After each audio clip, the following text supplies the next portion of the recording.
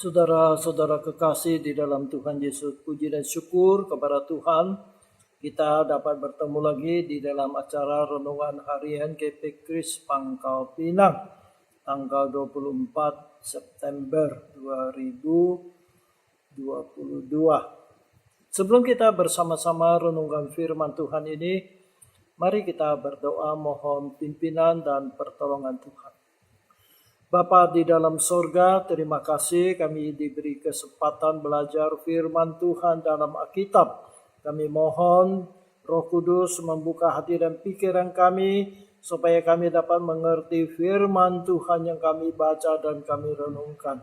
Terima kasih Tuhan, inilah permohonan kami. Dalam nama Tuhan Yesus kami berdoa. Amin. Saudara sekalian, kita akan melanjutkan renungan kita mengenai riwayat Tuhan Yesus. Dan tema kita pada hari ini adalah perumpamaan tentang gandum dan lalang yang diucapkan oleh Tuhan Yesus. Nas Alkitab yang mencatat perkataan Tuhan Yesus ini adalah di Injil Matius pasal 13 ayat 24 sampai 30, kemudian 36 sampai 43. Saya akan bacakan ayat-ayat Alkitab ini. Yesus membentangkan suatu perumpamaan lain lagi kepada mereka. Katanya, hal kerajaan sorga itu seumpama orang yang menaburkan benih yang baik di ladangnya. Tetapi pada waktu semua orang tidur, datanglah musuhnya, menaburkan benih lalang di antara gandum itu, lalu pergi. Ketika gandum itu tumbuh dan mulai berbulir, nampak jugalah lalang itu. Maka datanglah hamba-hamba tuan ladang itu kepadanya dan berkata, Tuan, bukankah benih baik yang Tuan taburkan di ladang Tuan? Dari manakah lalang itu? Jawab tuan itu, seorang musuh yang melakukannya. Lalu berkatalah hamba-hamba itu kepadanya, jadi maukah Tuan supaya kami pergi mencabut lalang itu? Tetapi ia berkata, jangan, sebab mungkin gandum itu ikut tercabut pada waktu kamu mencabut lalang itu. Biarkanlah keduanya tumbuh bersama sampai waktu menuai. Pada waktu itu aku akan berkata kepada para penuai, kumpulkanlah dahulu lalang itu dan ikatlah berkas-berkas untuk dibakar. Kemudian kumpulkanlah gandum itu ke dalam lumbungku. Ayat 36. Kata Yesus, maka Yesus pun meninggalkan orang banyak itu lalu pulang. Murid-muridnya datang dan berkata kepadanya, jelaskanlah kepada kami perumpamaan tentang lalang di ladang itu. Ia menjawab katanya, orang yang menabur benih baik ialah anak manusia. Ladang ialah dunia. Benih yang baik itu anak-anak kerajaan dan lalang anak-anak si jahat. Musuh yang menaburkan benih lalang ialah iblis. Waktu menuai ialah akhir zaman, dan para penuai itu malaikat. Maka seperti lalang itu dikumpulkan dan dibakar dalam api, demikian juga pada akhir zaman anak manusia akan menyuruh malaikat-malaikatnya, dan mereka akan mengumpulkan segala sesuatu yang menyesatkan dan semua orang yang melakukan kejahatan dari dalam kerajaannya. Semuanya akan dicampakkan ke dalam dapur api. Di sanalah akan terdapat ratapan dan kertak gigi. Pada waktu itulah orang-orang benar akan bercahaya seperti matahari dalam kerajaan Bapa mereka. Siapa bertelinga, hendaklah ia mendengar. Amin. Demikianlah pembacaan. Saudara sekalian, gandum adalah makanan pokok orang Yahudi di Palestina. Di mana-mana orang dapat menemukan ladang gandum. Jadi orang Yahudi sudah biasa melihat ladang gandum. Lalang dalam perumpamaan yang kita baca tadi bukanlah lalang yang kita kenal di bumi kita di Indonesia. Lalang dalam perumpamaan yang diucapkan oleh Tuhan Yesus ini dalam bahasa Ibrani adalah sunim, bahasa Yunaninya adalah zinanium, adalah semacam tanaman seperti gandum. Sebelum berbulir, sulit dibedakan mana gandum, mana lalang atau sunim. Tetapi setelah bulir-bulirnya nampak, maka dapat dibedakan kedua macam tanaman tersebut. Dari perumpamaan yang dijelaskan, yang disampaikan oleh Tuhan Yesus, kita dapat beberapa pelajaran. Yang pertama, iblis adalah musuhnya Allah dan musuh kebenaran, musuh kerajaan Allah. Ia berusaha merusak pekerjaan Allah. Dia tidak suka melihat pekerjaan Allah berhasil. Maka dia berusaha menggagalkan pekerjaan Allah. Jadi dia digambarkan sebagai musuh yang menaburkan benih lalang di dalam ladang gandum.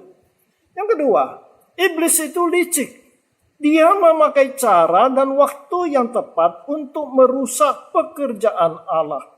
Dia menabur bibit lalang itu pada malam hari, ketika orang-orang sudah tidur, supaya tak ada orang tahu dia yang menaburkan bibit lalang, dan juga supaya orang tidak tahu bahwa ladang tuannya itu telah ada yang menaburkan bibit lalang.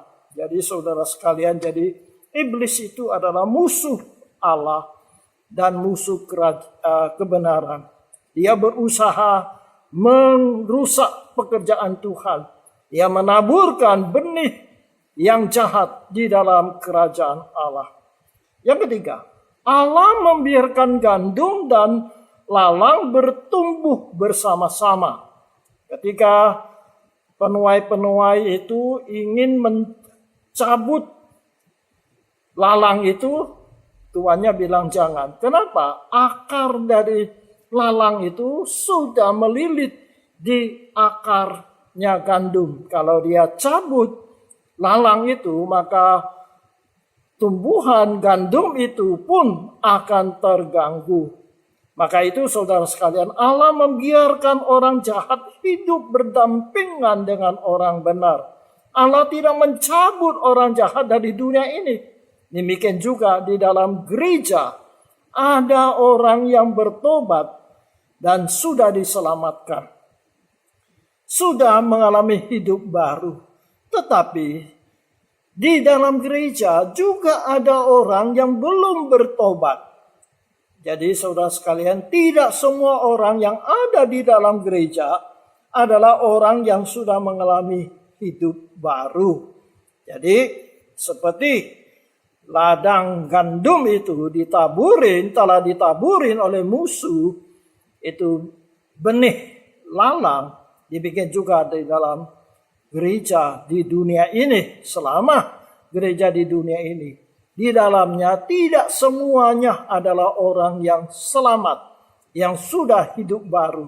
Tetapi ada orang-orang yang belum bertobat,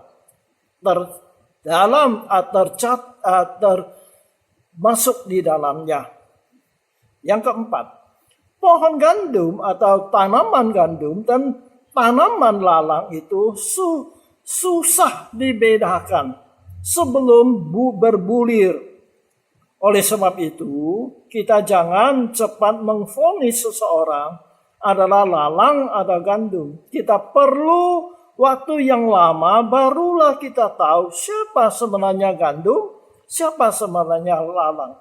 Ada orang kita kira dia adalah gandum, tetapi akhirnya baru kita tahu dia adalah lalang.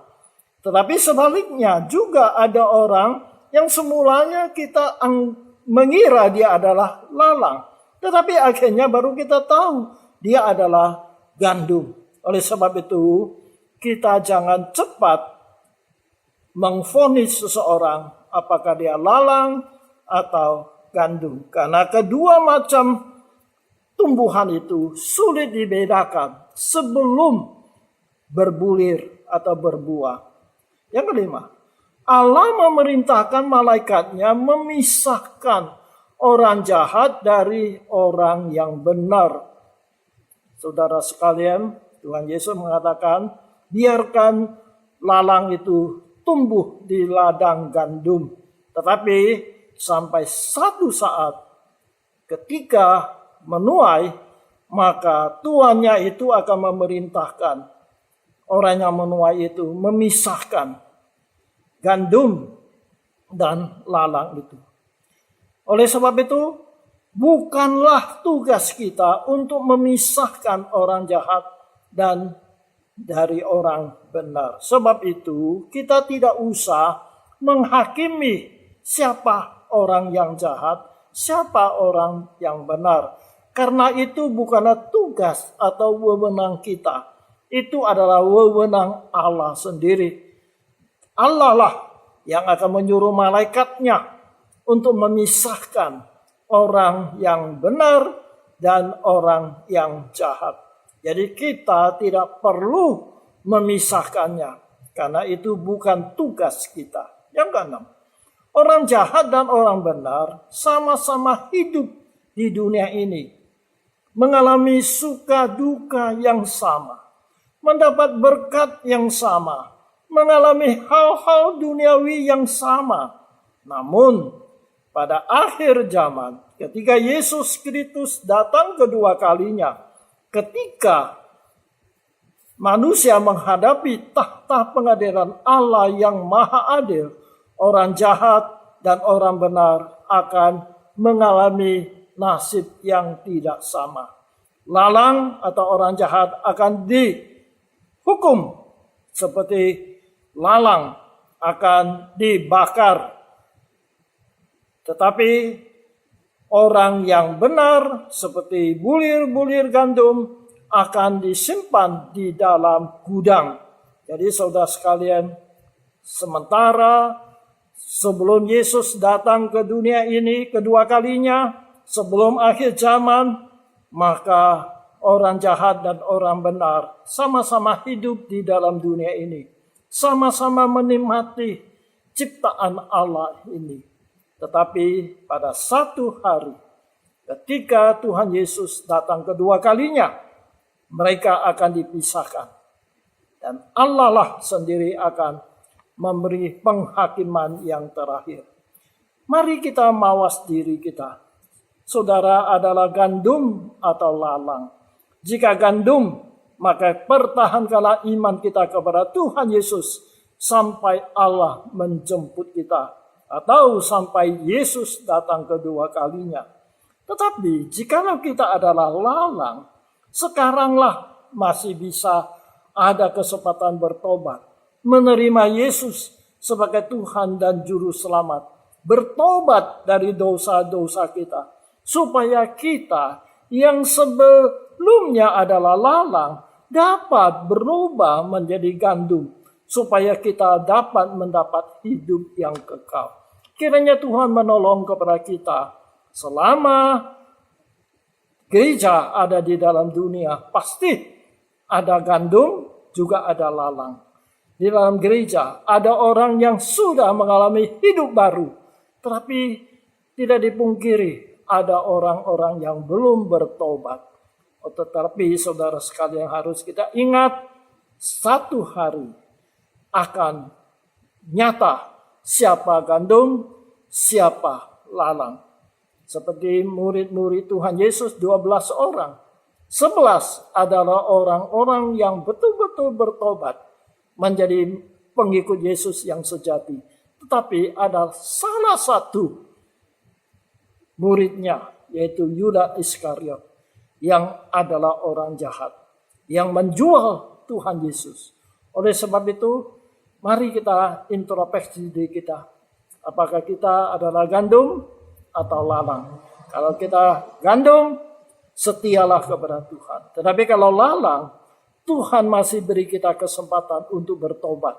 Supaya kita mendapat pengampunan dosa sehingga kita mendapat hidup yang kekal. Kiranya Tuhan menolong kepada kita. Amin. Mari kita berdoa. Terima kasih ya Tuhan, Engkau mengingatkan kami.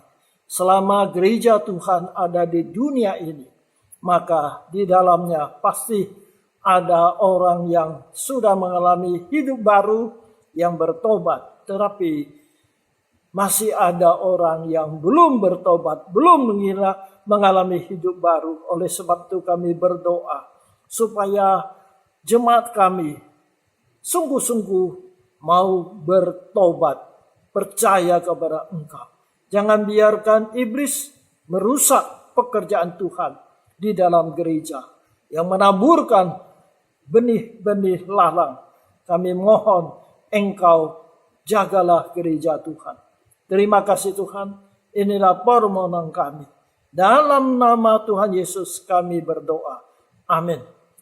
Kiranya Tuhan berkati kita. Sampai berjumpa pada kesempatan yang lain.